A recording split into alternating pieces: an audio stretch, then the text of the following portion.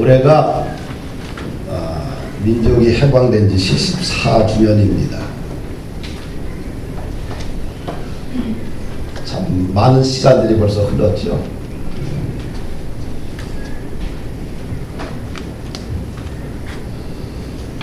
그래서 이 8월 달은 우리 대한민국 정치사와 또 교회 역사에 참으로 참 중요한 의미를 가지고 있습니다.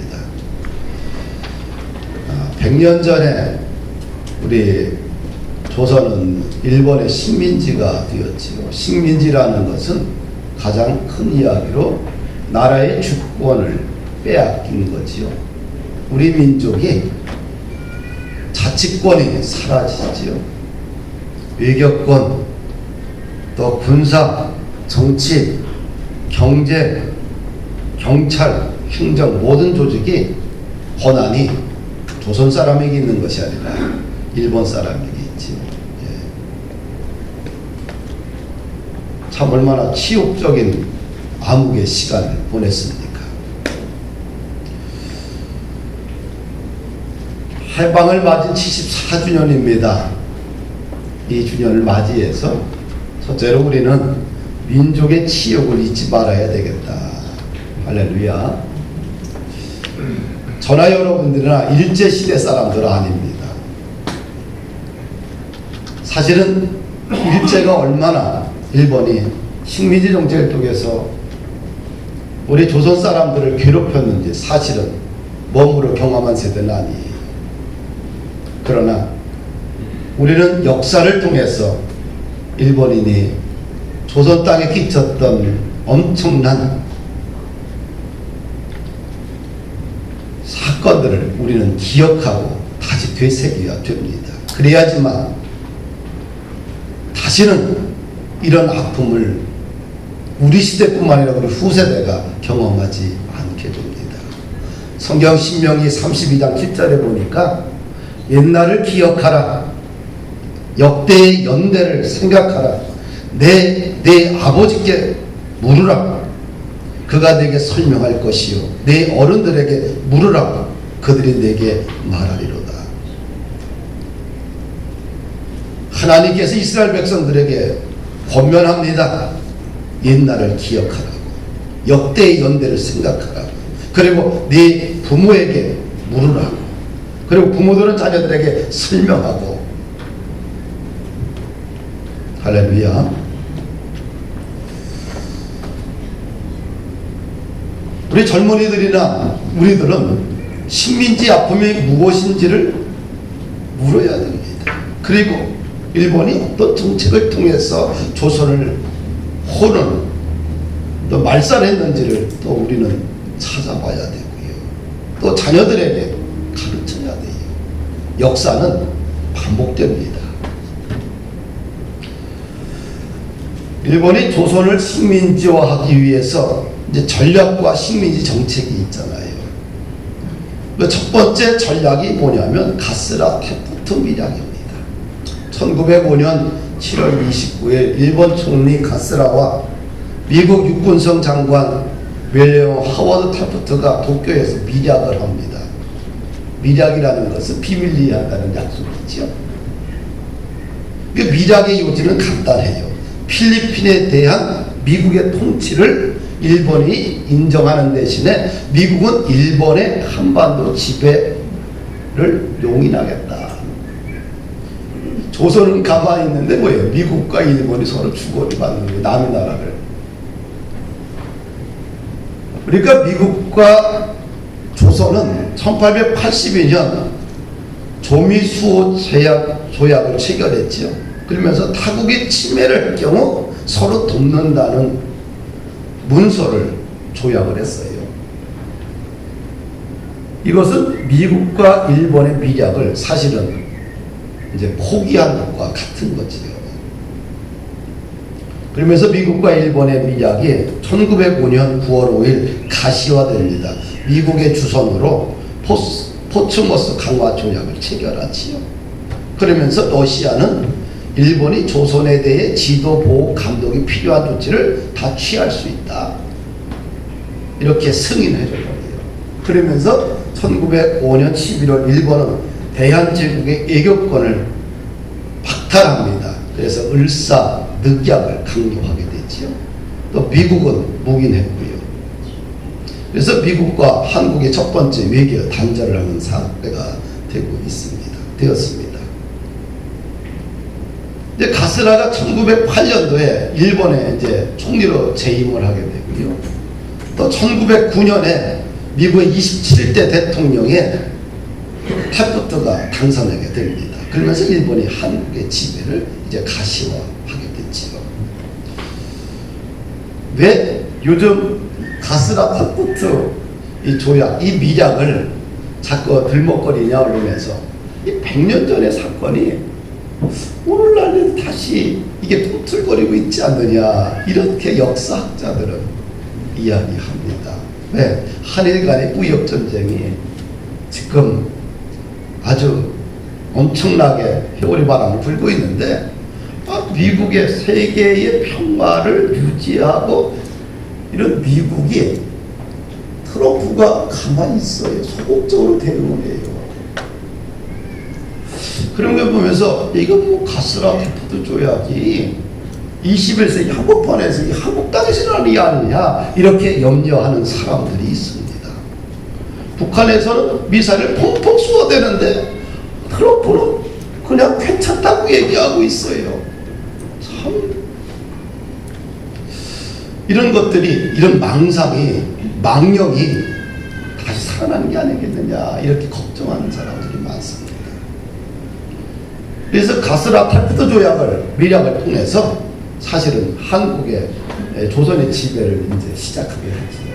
그러면서 일본에 나라가 넘어가면서 일본의 식민지 정책을 보게 되면 아주 체계적이고 조직적입니다. 1910년도에는 토지조사 사업을 해요.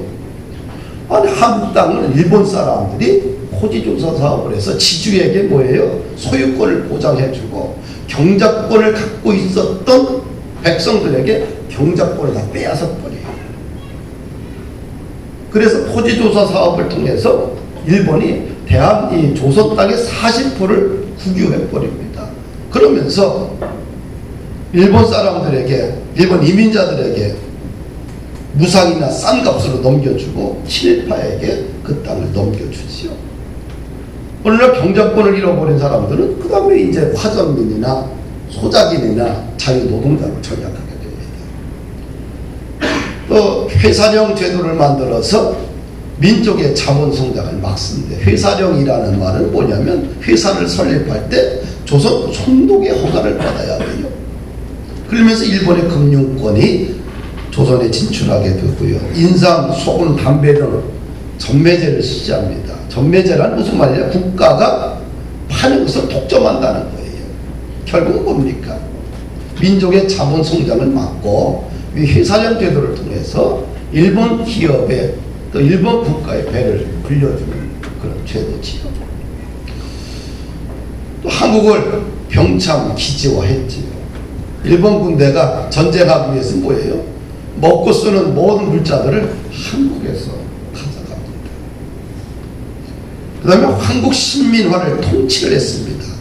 한국 식민화는 뭐냐? 일본 왕에게 충성 맹세하는 구호를 집회 때마다 외치라는 겁니다.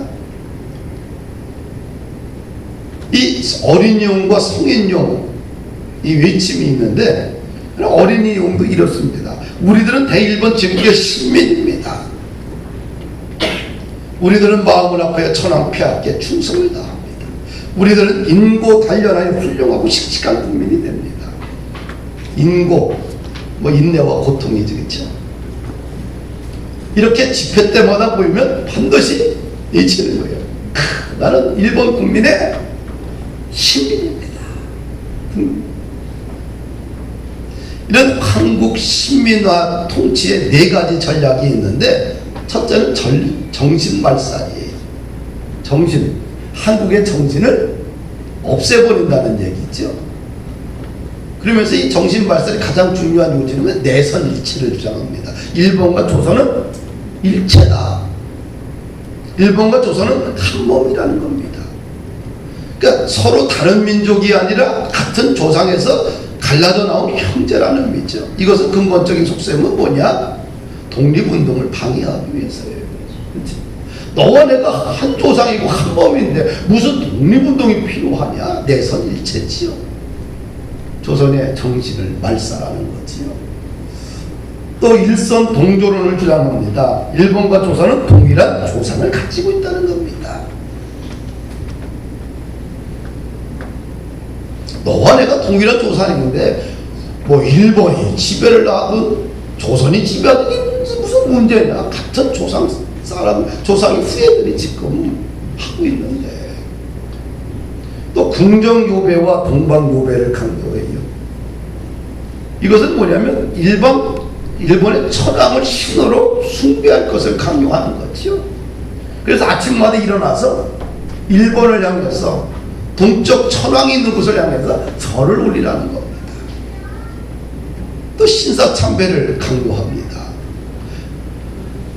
일본 천황이 신이에요. 그래서 그 신사를 건립을 해놓고 전 국민을 동원해서 거기서 절을 하게 합니다. 근데 이것이 뭐 각 시도시에 다 있고 큰 신궁도 있고 조선에도요. 그 다음에 각 가정마다 나름대로 제단을 만들어 놓고 걷다가 절을 해야 돼요. 근데 교회에서도 이런 신사 참배가 있었다는 사실이죠. 우리가 십계명의 첫 번째 뭐예요? 다른 신에게 절하지 말고. 우상숭배 아닙니까? 우리는 하나님 앞에만 하나님을 경배하고 하나님만 섬겨야 되는 것이 십계명의 전체 첫 번째 자리에 있고 성경의 가장 첫 번째 자리에 있는 거죠. 이게 무너지면 주인이 무너지게는 다 무너지는 거지요. 예. 1938년 9월 10일 날 조선 장로회가 제27회 총회에서 최초로 신사참배 안건을 통과합니다. 이제 노회장을 총독부가 회유를 하지요. 그래서 총회가 진행이 됩니다. 경찰들이, 일본 경찰이 긴 칼을 차고 교회당을 둘러싸고 내부에 들어와서 탁탁 옆자리에 다 앉습니다. 당시에 평양 노회장이었던 사람이 신사참배를 결의를 이제 발표를 하게 됩니다. 총회장이 떨리는 목소리로 말합니다. 이 안건이 가하면 예하라고 답답하시오. 그랬더니 10명 정도가 예라고 답을 합니다. 모든 사람이 침묵을 지키고 있어요. 동시에 총대들 사이에 형사들이 위협을 표합니다. 당황한 총마장이 이 안건이 가하면 예하십시오라고 그러면 가부를 물어야 되는데 가부를 묻지 않고 만장일치로 가결을 선언합니다. 이 한국교회의 수치 현장이죠. 그래서 한국교회가 역사 앞에서 당당하지 못했다. 천주교도 감리교도 굴복하고 말았어요. 그러나 성결교회는 끝까지 맞서다가 1943년 12월 29일 날 교단이 강제 해산당합니다.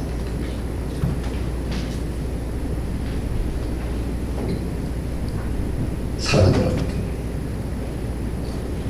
신사참배법으로 인해 투옥된 사람들이 한 2,000명이 넘고요. 200여 교회가 폐쇄를 당하고 순교자들만 50명이 이뤘어요.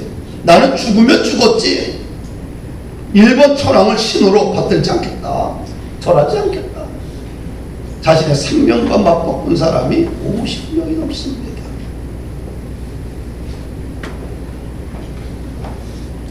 또 일본의 식민정책 보면 문화말살 정책입니다. 우리 민족의 역사를 왜곡하고 우리말을 금지합니다. 조선어 교육을 폐지하고 일본어 언어를 상용화합니다. 창씨개명을 강조하지요. 이름을 일본어로 바꾸는 겁니다. 만약에 일본어로 이름을 바꾸지 않으면 학교 입학이나 진학이 불가능해요. 거부당합니다. 그리고 이름을 일본어로 바꾸지 않으면 선생님들이, 일본인 교사들이 구타하고 질책하고, 학교에서 매 맞으니까 집에 와서 부모를 갖다가 원망하게 만들죠. 진부하게 만들어요. 그리고 상시 개명하지 아니하면 어떤 기관에서도 채용하지 않습니다. 그리고 현직자도 점차 해임 조치합니다. 일본어로 이름을 개명하지 않게 되면 행정기관에서 다루는 모든 실무를, 서류를 취급해 주지 않습니다. 아주 철저하지요. 그걸로 끝났습니까? 징용 노동자들을 통해서 광산이나 공장으로 보내는데 1940년대까지 국내에 동원된 사람이 260여만 명, 해외 일본 점령 지역으로 보낸 사람이 72만 명이 이릅니다. 젊은이들을 대량으로 동원시켜 전쟁에 보내고요. 정신대를 조직해서 일본 병사의 성노리개로 이 땅의 여성들을 끌어갔지요. 1919년 3일 운동에 참여했던 교회들이 엄청난 핍박을 당합니다. 수원 부근에 가면 제암리 교회가 있어요. 저도 가봤는데요. 이제 1919년 이 3일 독립소년 이제 막바지는 4월 15일 낮 2시경에 일본군들이 이 제암리에 있는 교회에 모든 성도를 다 집어넣고 물을 걸어 잠깁니다. 그리고 그 교회 안에 30명의 교인들이 있어요. 그래서 바깥에서 교회에다 불을 질러서 다 죽입니다. 일본인들이 이 한국 땅에서 저지른 만행은 사실은 역사 속에 너무 처절하게 담겨져 있어요. 나도 일제 사람 아닙니다. 시대 사람들이 아닌데 여기서 경험한 사람들 없습니다. 그러나 역사 속에서 그들이 행한 흔적들이 있다는 겁니다. 그것을 우리는 잊어서는 안 된다. 할렐루야.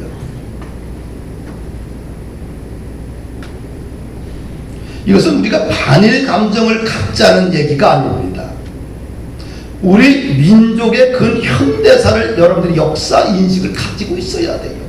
우리 교회에서 예수님만 알면 되지 무슨 대한민국의 역사가 필요하냐. 역사는 그 민족의 정신이고 혼입니다. 잘 먹고 잘 살면 답입니까? 아니지요. 그걸로 되는 게 아니고요. 그 민족의, 자기 민족의 역사를 알아야지만 다시는 이 수치를 당하지 않기 때문에 그렇습니다. 신명기 24장 28절에 보니까 너는 애굽에서 종되었던 일과 네 하나님 여호와께서 너를 거기서 속량하신 것을 기억하라. 하나님께서 이스라엘 백성들에게 말하는 거지요. 지금 이 광야 세대는 애굽에서 하나님의 역사와 애굽에서 있었던 선조들의 그 노예 생활이 무엇인지 몰라요. 근데 그들에게 하나님은 이스라엘의 역사를 가르치라는 거예요. 애굽에서 종으로 고통받던 역사를 광야 세대들에게 가르치라는 거지요. 또 애굽에서 너희 선조들이 어떻게 속량 받았는지, 구원 받았는지 그것을 가르치라는 거예요. 모세를 선택했고 또 모세를 통해서 하나님이 10가지 재앙을 내렸고 마지막 10가지 재앙을 통해서 했던 그 6월절의 사건을 영원히 기억하고 기념하고 지키라고 하는 겁니다. 그래서 절기는 기념하는 거예요. 기억하는 겁니다. 다시는 그 속박에서, 다시는 그 역사 속에서 다시는 우리가 그 엄청난 잘못을 저지르지 않겠다. 기억하고. 할렐루야.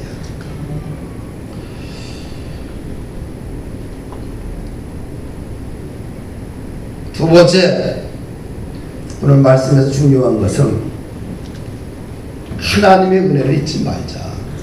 하나님 기억하는 거고 잊지를 말자. 오늘 10편 126편을 보게 되면 이스라엘 백성들이 바벨론에서 포로 생활 70년을 보냅니다.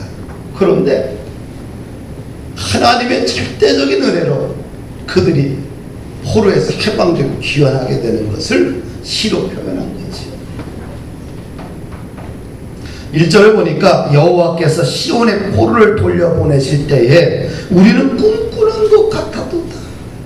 해방의 기쁨을 뭐라 그래요? 꿈꾸는 것 같아도다. 바벨론의 포로로 잡혀간 이스라엘 민족이 무슨 힘이 있습니까? 벌써 70년이라는 세월이 흘렀습니다. 한 세대가 가고 두 세대가 다가옵니다. 이들은 자신의 조국 땅이 어떻게 생겼는지도 알지도 못합니다. 민족을 되찾을 만한 어떤 희망도 보이지 않습니다. 그런데 하나님께서 하나님의 절대적인 섭리와 은혜로 바벨론의 포로 생활하고 있던 그들에게 민족 해방이라는 엄청난 선물을 안겨줬는데 그 사건이 뭐예요? 꿈꾸는 것 같았다. 할렐루야. 시인은 그 사건을 꿈꾸는 것 같았다 이렇게 표현하고 있어요. 우리 민족도 일제 식민지에서 해방된 것이 꿈꾸는 듯이 갑자기 찾아온 것입니다. 2차 세계대전에서 일본이 원자탄 2발로 패전국이 됩니다. 우리 민족에게 갑자기 민족 해방이 찾아온 거예요. 우리 힘으로 얻은 해방이 아니라 정말 꿈꾸듯이 하나님의 은혜로 찾아온 것이지요.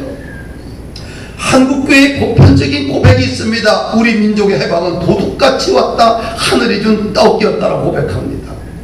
함석헌 선생님은 그의 책에서 해방을 이렇게 설명하고 있어요.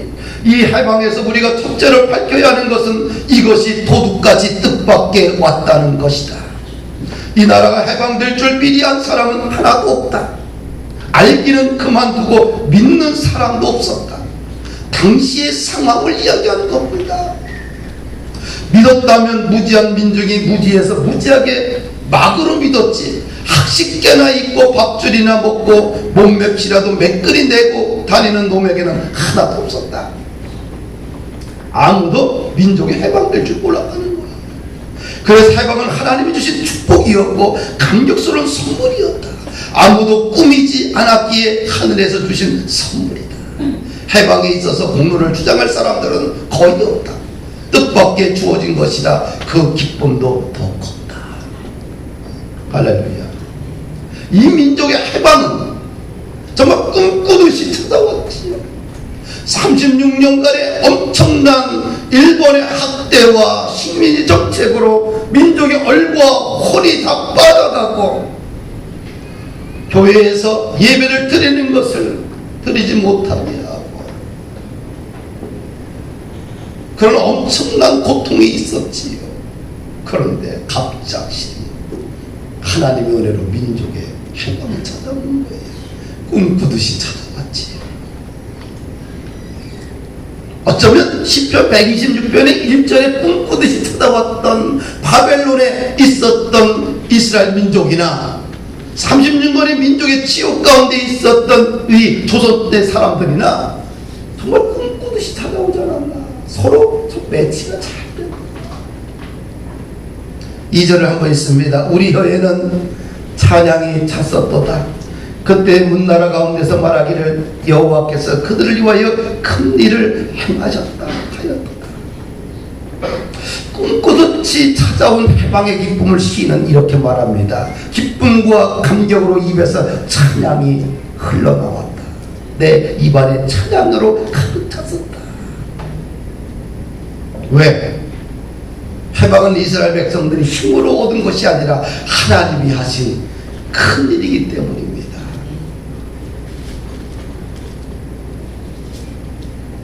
수많은 사람들이 민족의 독립을 위해서 헌신했고 땀을 흘렸고 조국 묵상했고 외쳤습니다. 교회들마다 기도했고 슬픔을 목 놓아 하나님 앞에 울부짖었습니다. 하나님께서 이 땅 이 백성들의 눈물과 고통을 보시고 하나님께서 큰 일을 행하신 거 아니겠어요? 해방을 맞이한 당시의 상황을 보게 되면 두 손에 태극기를 들고 길거리로 뛰어나가 대한독립 만세, 대한독립 만세, 눈물을 흘리며 움켜잡고 부둥켜 안고 울며 통곡하며 절규하며 거리로 뛰어나왔던 사실을 우리는 역사의 사진을 통해서 보게 됩니다.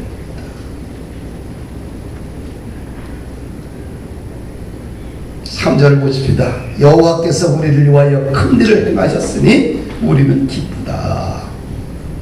주님이 도우시면 우리에게는 뭐가 충만해져요? 기쁨이 충만해집니다. 주님이 도와야 돼요. 하나님이 내 인생 가운데, 내 민족 가운데, 내 일터 가운데 큰 일을 행하시면 우리에게 뭐가 찾아온다? 기쁨이 충만해진다. 이런 은혜와 축복이 좀 있기를 원합니다. 하나님이 내 인생 가운데 개입하셔서 큰 일을 행하시면 우리는 저절로 뭐예요? 기쁨이 충만해져요. 그런 교회가 사랑하는 성도들의 일터가 되기를 원합니다. 나는 별로 한 것이 없는데 하나님이 내 인생 가운데 개입해 주셔서 큰 일을 행하셨어요.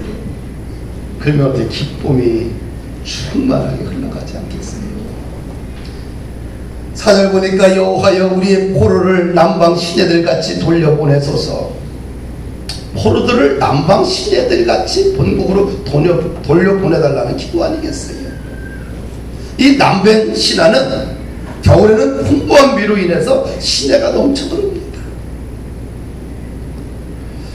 먼 나라 바벨론의 포로를 잡혀갔던 백성들이 본국으로 돌아오는 길을 순탄하게 인도해달라는 시인의 간구요 기도 아니겠어요?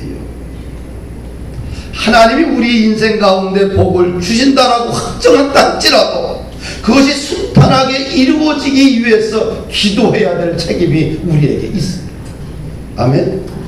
우리를 향한, 나를 향한 하나님의 계획이 있다 할지라도 그것이 이루어지도록, 구체적으로 순탄하게 이루어지도록 기도해야 될 책임이 있어요. 하나님이 내 가정을 향한 계획이 있다 할지라도 그것이 아름답게 이루어지도록 우린 기도해야 됩니다. 할렐루야. 5절 6절 말씀 함께 읽습니다. 시작. 눈물을 흘리며 씨를 뿌리는 자는 기쁨으로 거두리로다. 울며 씨를 뿌리러 나가는 자는 반드시 기쁨으로 그 곡식단을 가지고 돌아오리로다. 이 말씀이 진리지요. 나라의 독립을 위해 포로에서 고향으로 돌아오기 위해 이스라엘 백성들은 바벨론 땅에서 눈물로 기도하며 하나님께 간구했습니다. 그러나 희망은 보이지 않습니다. 세월은 지나 10년이 가고 20년이 가고 30년이 가고 50년이 가고 60년이 70년이 갔습니다. 부모 세대가 이제 죽고 자녀 세대가 다시 태어나고 자녀가 또 자녀를 낳는 그런 시대입니다. 희망이 전혀 보이지 않아요. 그러나 그들은 부모로부터 받은 역사 인식을 가지고 하나님 앞에 기도하며 시간을 보냈습니다. 그 시간이 뭐예요? 눈물로 씨를 뿌리는 시간이었다는 거지요. 울며 씨를 뿌리는 시간이었다는 것이지요.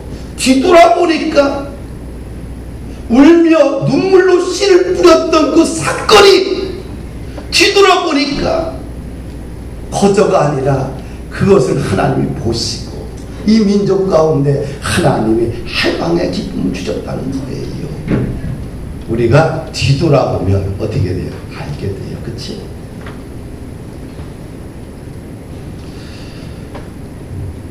사랑하는 여러분들, 우리는 하나님을 믿는 믿음의 사람들이에요. 내 상황과 환경과 이것이 어떻든 관여하지 말고 날마다 믿음으로 예수님 붙들고 울며 씨를 뿌리면 반드시 뭐예요? 거둘 날이 있다. 그 거둘날입니다. 아무것도 안 뿌리고 거두려고 하는 것은 이것은 신앙이 아니지. 우리 믿음의 사람들은 자녀를 양육하든 자신의 사업장을 키워가든 자신의 인생에 무엇을 하든지 간에 최선을 다해서 씨를 뿌려야 돼요. 씨를 뿌리면 언젠가는 기쁨의 단을, 기쁨의 곡식단을 거둘 날입니다. 할렐루야.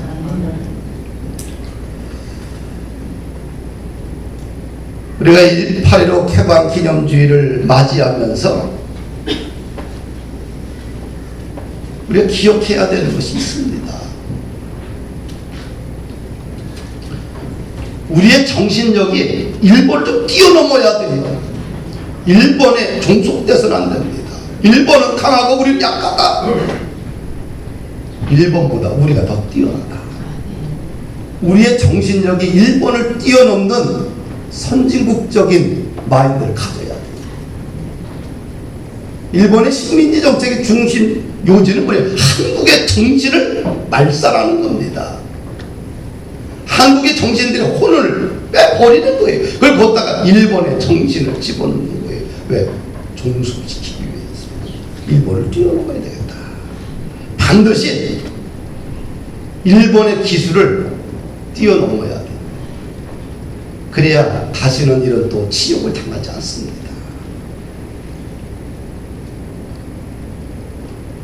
그것뿐만 아니라 우리가 하나님의 우리에게 주신 땅끝까지 복음적 사명을 갖기 위해서는 일본인들을 사랑해야 되지 않겠어요? 이것이 기독교의 길입니다. 최소한 지금 이런 위기 앞에서는 국민들의 저항은 좀 있어야 해요. 불매운동 이것 안 하면 안 되는 거예요. 누군가 또 한국 사람 중에 피해보는 사람이 분명히 있습니다. 그러나 이런 역사적인 위기 앞에서 국민적 저항은 있어야 됩니다. 일본 여행 잠시 안 가면 어때요? 그렇죠? 최소한 국민적 저항은 있어야 되지 않겠느냐.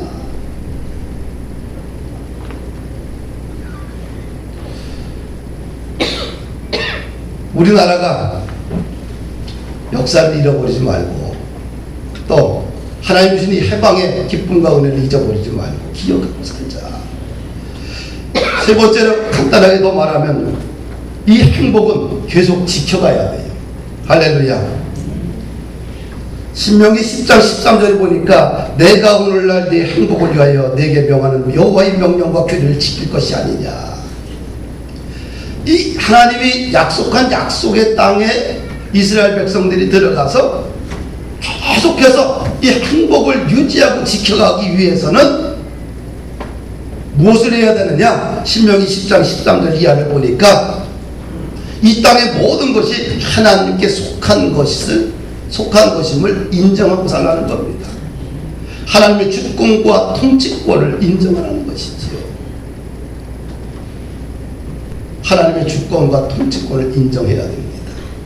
두 번째는 너희를 만민 중에서 선택했다는 것을 잊지 말라는 거예요. 이 땅의 열방 중에서 아브라함을 선택했고 네 민족을 선택한 것을 너희들은 잊지 말라. 선택받은 백성이다. 우리 대한민국은 선택받은 백성 아니겠어요? 70년 만에 일제 식민지와 6.25 대란을 통하여서 처참하게 바뀌었던 이 민족 강산이 세계에서 이렇게 잘 사는 나라가 된 건 한국밖에 없어요. 왜? 우리는 뭐예요? 선택받은 백성이에요. 우리는 불교 문화에 쩌들었고 유교에 쩌들었던 미신에 쩌들었던 나라가 십자가의 나라로 바뀐 경우는 우리 대한민국밖에 없어요. 왜? 선택받은 백성이다. 그 자부심을 좀 가집시다. 나는 하나님부터 선택받은 백성이고 이 민족은 하나님부터 선택받은 백성이다. 할렐루야. 세 번째는 이 행복을 지속하기 위해서는 마음의 할례를 하라 그래요.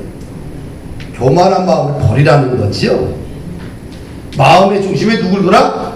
하나님을 날 받아두라는 거예요. 할례 받는 거예요. 할렐루야. 그 다음 17절을 보니까 사람을 외모로 판단하지 말고 뇌물을 받지 말라. 외모로 판단하지 말라. 사람을 소중한 존재로 대하라는 거예요. 할렐루야. 뇌물을 받지 말라. 정직하게 살라는 겁니다. 또 보니까 고아와 과부에게 정의를 해가고, 교회는 뭐예요? 약한 자를 돌보라. 이스라엘 백성들에게 가나안 땅에 가서 어떻게 살라? 약한 자를 돌봐라. 네, 항상 약자들은 공동체에 존재하게 돼 있어요. 교회는 뭐냐? 약자를 돌봐야 돼요. 한국 땅을 벗어나서 북한 땅, 열방을 향해서 끊임없이 교회는 약자를 돌봐야 돼요. 그러면서 행복하게 살기 위해서 나그네를 사랑해라. 너희도 애굽 땅에서 나그네였다는 겁니다. 이 나라 이 민족은 이제는 단일 국가가 아닌 다문화 사회입니다. 많은 외국인들이 한국에서 일하고 또 결혼해서 오고, 그리고 2세를 낳고, 이제는 혼혈 민족이에요. 다문화 사회입니다. 나그네를 좀 사랑할 수 있는 그런 모습이 좀 필요하지 않나. 그 다음에 하나님을 잘 섬기라고 합니다. 네 하나님 여호와를 경외하며 그를 섬기며 그에게 의지하고 그의 이름을 맹세하라. 인생의 모든 문제는 하나님의 손 안에 있습니다. 하나님을 경외하는 것, 삶의 기준을 오직 하나님께 두는 것, 여기서부터 우리는 날마다 다시 시작해야 되지 않느냐.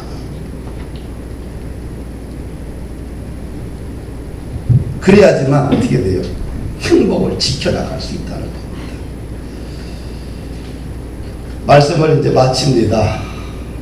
우리가 역사인식은 필요합니다.